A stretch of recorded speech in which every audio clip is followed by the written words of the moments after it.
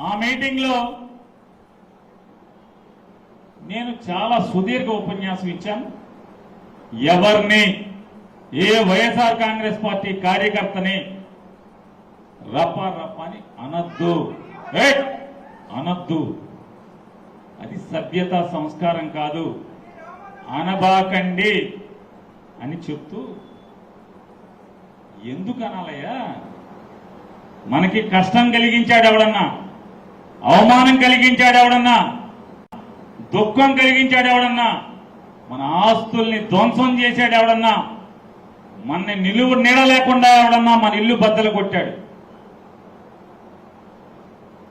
అట్టు పెట్టిన వాడికి 10 అట్టులు పెడదాం, దానికి నోటితో చెప్పక్కర్లేదు, చేసే రోజు చేద్దాము అని చెప్పాను.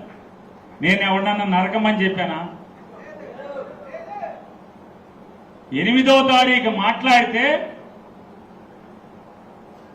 12వ తారీఖున తెలుగుదేశం ప్రభుత్వం దాంట్లో ఆ వీడియోలో చిన్న మొక్క కట్ చేసి దాన్ని వాళ్ళు డబ్బులిచ్చి పోషించేటువంటి ఛానల్స్ అన్నిట్లో పొద్దున్నుంచి రాత్రి దాకా నా బొమ్మ వేసుకుని ఆనందపడ్డారు.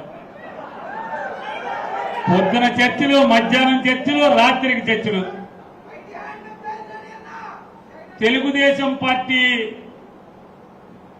కార్యకర్తలతో, రాష్ట్రంలోని మహిళలే కాదంట్లా, కాదే పచ్చ మహిళలతో నన్ను తిట్టించి రాష్ట్రంలోని మహిళలంతా కూడా ఆ పేరునాని మీద అగ్గి మీద గుగ్గిలం అవుతున్నారు. ఆయన బూతులు తిట్టినా, బూతులు తిట్టితే నన్ను బూతులు తిట్టించి పెడతాం.